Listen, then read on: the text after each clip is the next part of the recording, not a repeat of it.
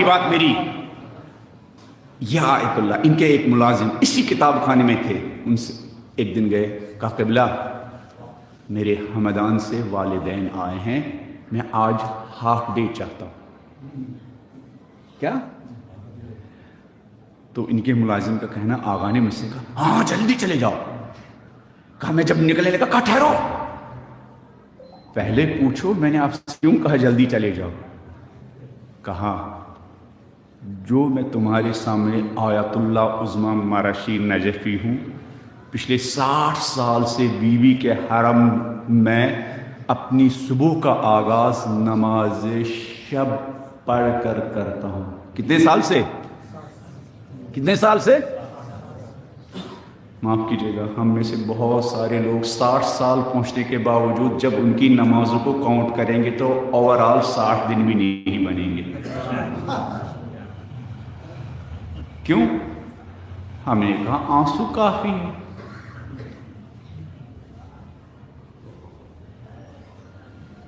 اگر آنسو ہی کافی ہے تو ٹھیک ہے، پھر یہ اجتہاد و تقلید و تبلیغ پھر اہل بیت کو اتنی زحمتیں کیوں اٹھانی تھی؟ اگر یہ دین اتنا سستا تھا، علی اور آل علی کو اپنی زندگیاں مقتل میں کیوں بسر کرنی تھی؟ اگر اس دین کی کوئی اہمیت نہیں تھی تو اس دین کے لیے بی بی زہرا کی بیٹیوں کو کیوں کوفہ و شام کے بازار میں جانا؟ اگر ان نمازوں کی کوئی امپورٹنس ہی نہیں تھی تو برستے تیروں میں یہ نمازیں کیوں پڑھی گئی بھائی؟ اگر یہ دین اتنا سستا تھا۔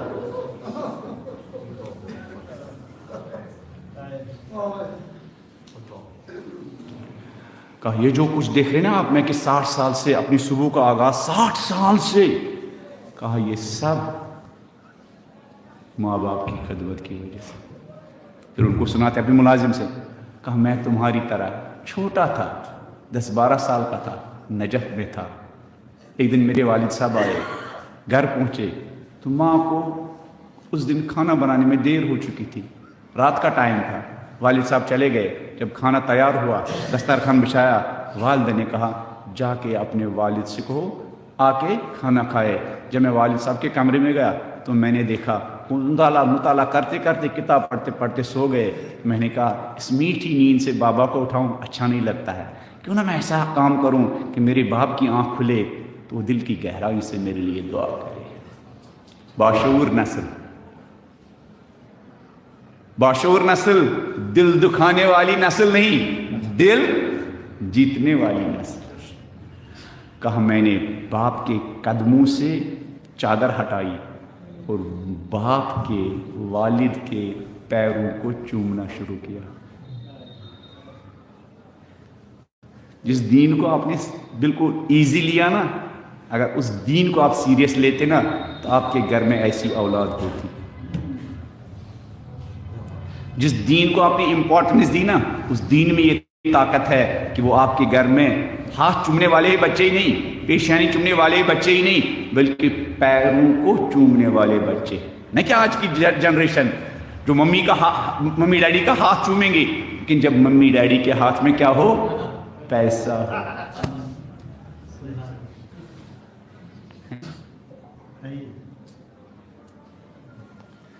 کہا جب میں نے باپ کے پیروں کا بوسہ لینا شروع کیا اور میرے والد صاحب اس میٹھی نیند سے جاگے، پوچھا کون ہوں؟ کہا میں ہوں۔ کہا میرے والد نے دونوں ہاتھ بلند کیے، کہا پالنے والے میری اس بیٹی کے ادا کو دیکھیے، ادب کو دیکھیے، اخلاق کو دیکھیے۔ پالنے والے میرے بیٹے کو محمد و آل محمد کے لیے ایک مفید انسان بنا دینا، اور اتنا مفید انسان بنا کہ 60 سال بیوی معصوم ان کے حرم میں نماز شب سے شروع کر دی، ہزاروں طالب علم اور مجتہدین کی تربیت کی۔ آج 30-40 سال ہو گئے ان کو، آج بھی ان کا وہ کتاب خانہ تشنگان علم کے لیے کھلا رہتا ہے۔ میرے نوجوانوں، زندگی میں برکت چاہتے ہوں تو ادھر ادھر دوڑنے کی ضرورت نہیں ہے، ماں کی خدمت کرنا سیکھو۔ مال میں برکت چاہتے ہو تو کسی پیر فقیر کے پاس جانے کی ضرورت نہیں ہے، ماں کی خدمت کرنا سیکھو۔ میرے نوجوانوں، گھر میں برکت اور زندگی کی مشکلات پر غلبہ حاصل کرنا چاہتے ہو تو ماں باپ کی خدمت کرنا سیکھو۔ آیت اللہ عظمیٰ شیخ انصاری قدیم زمانے میں 100-150 سال پہلے، 200 سال پہلے، جب گھروں میں حمام نہیں ہوتے تھے، واش روم نہیں ہوتے تھے، باہر لے کے جانا پڑتا تھا نہلانے کے لیے، تو وہ آیت اللہ عظمیٰ ماراشی آیت اللہ عظمیٰ انصاری اپنے شانوں پر بٹھا کر والدہ کہاں لے کے جاتے تھے؟ حمام، اور وہاں عورتیں ان کو نہلاتی تھی، دھلاتی تھی۔ پھر لوگ ان سے پوچھتے تھے، ارے قبلہ آیت اللہ صاحب، مرجع تقلید صاحب، اگر آپ کے گھر میں کوئی نوکر نہیں ہے، آپ اپنے شانوں پر بٹھا کے لاتے ہیں، کہا نوکر بھی ملے گا، گاڑی بھی ملے گی، لیکن تمہیں نہیں پتا ہے ماں کو شانوں پر اٹھانے کے بعد میرے شانوں سے کتنی پریشانیاں دور ہو جاتی ہیں۔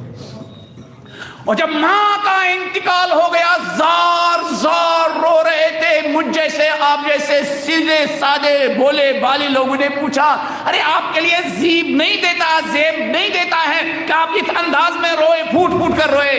کہا تمہیں نہیں پتا آج میں کس عظیم نعمت سے محروم ہو گیا، ماں کی خدمت سے محروم ہو گیا۔